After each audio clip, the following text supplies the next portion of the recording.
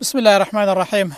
ئەوڕۆ سەردانی کاک محەممەد و کاک جیهادمان کرد شیرێکی فرێشیان داینێ لەو هەمەڕۆ بزنانە خی گەورە جەزایان بداتەوە. جا هەر لەو سەروبەندەشدا دەمەوێ هەندێک باسی شیر و سوودەکانی شیری بکەم کە پێغەمبەر صلی الله عليه وسلم لە زۆر فەرمایشتی خۆیدا باسی کردووە. دەڵێ پێغەمبەر صلی الله عليه وسلم کە دەچوو هەر ماڵێکی شیریان بۆ دەهێنا دەیفەرموو بە هاوڵان شیرەکەی بخۆنەوە و هەروەها دوعای خێری بۆ ئەو ماڵەی دەکرد کە سەردانی دەکرد. دەڵێ شیر کامڵترین خۆراکە بۆ جەستەی ئینسان.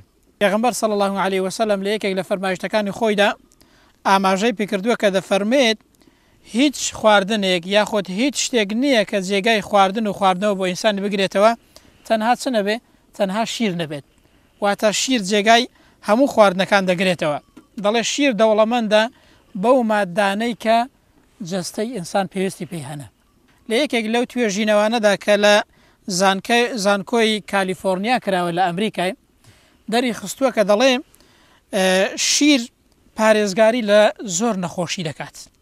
ئەگەر ئینسان ئەو شیرەیە بخواتەوە پارێزگاری لە زۆر نەخۆشی دەکات کە تووشی ئینسان دەبێت ئەو شیرە جێگای خواردن و خواردنەوەی دەگرێتەوە.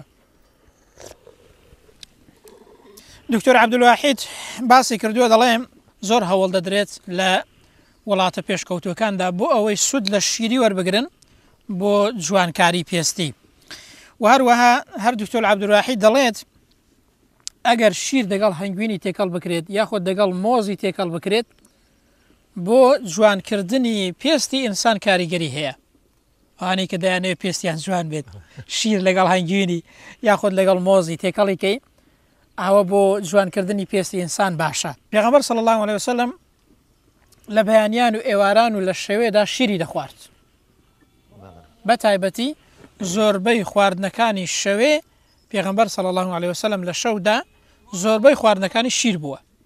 هەموو ئەوانە ئەومان پێ دەڵێن کە شیر یەکێکە لەو خۆراکانەی کە بۆ جەستەی ئینسان زۆر پێویستە لە توێژینەوە زانستیەکانی ئەو ڕۆژدا هاتووە و ئاماژە بۆی کراوە کە لە وڵاتی ئەمریکا و یابان و لە زۆر وڵاتی پێشکەوتی دیکەش کراوە کە باس لەوەی دەکەن شیر یەکێکە لەو خۆراکانەی کە بۆ جەستەی ئینسان زۆر پێویستە و تەنانەت ئینسان لە زۆر نەخۆشی دەپارێزیت بە تایبەتی لە سەرەتانی قۆڵۆن ئینسان دەپارێزی و پارێزگاری لە جەستەی ئینسان دەکات.